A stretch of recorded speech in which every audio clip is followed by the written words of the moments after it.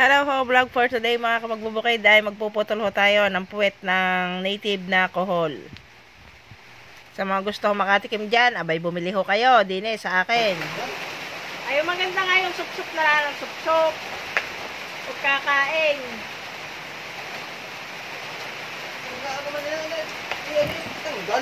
Maganda nga yung sup-sup na lang ng sup-sup. Bukay naman ang kutsara. Oh guys, nagsasabi ho dyan na baka daw ay golden kohol. Patulang yung tip ng kutsara dyan bago yung labasin. Yan. Alam nyo gahon, palatandaan kung native at golden. Kapag ho native, yan ay may puti ang taklob at saka matigas. Hey! Yan ho, may kulay puti. Ayan, may kulay puti ang taklob. Diyan nyo ho makikilala na ang kohol ay native. Kapag may puti ang kanyang taklob.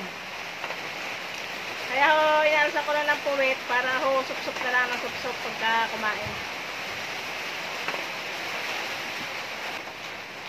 Yan o, may kulay puti ang mga taklob. O, yan. Yun nga ho, kamagbukid. Pagkatapos kong maputulan ng puwit, ay akin naman hong hinugasan para tanggal ho yung mga yamugmog sa pagpuputol ng puwit. Yan, pagkatapos ko hong maghugas, ay ako naman ho ay magkakayo dyan ang dalawang buo ho na niyog.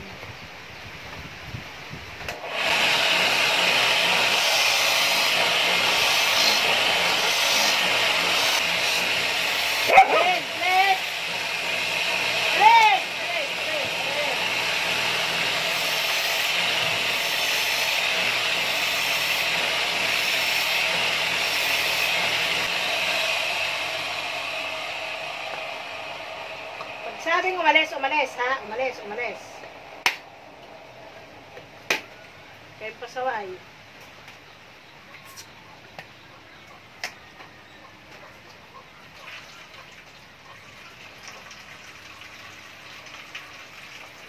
Oh, alis!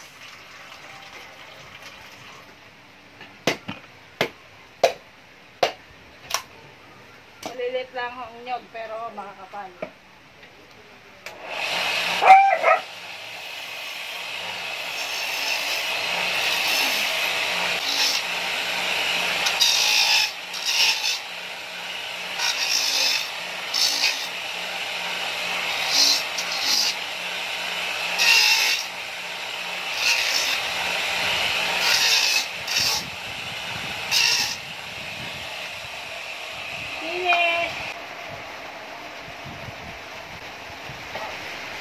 Yan nga ho mga kamagbubukid, nakatapos na ako ng pagkakayod at yan ho ay aking pipigain na din. Pagka napiga ho ay ilalagay ko na yun sa kawali at lalagay ng mga samyan sangkap. Pabubulakin lang ho muna ang gata ng bulak na bulak, yung naglalatik-latik. Pagkatapos ho ay saka ilalagay ang kohol.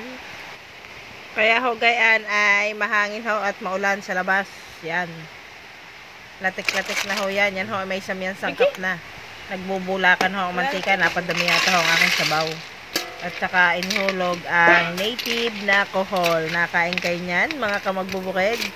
Kaway-kaway sa mga nakain yan. Masarap ho yan. Sa gusto hong makatikim, bumili ho kayo din sa akin. Hindi kami nang yan. Thank you for watching. Please follow, like, and share. Magbubukid lang na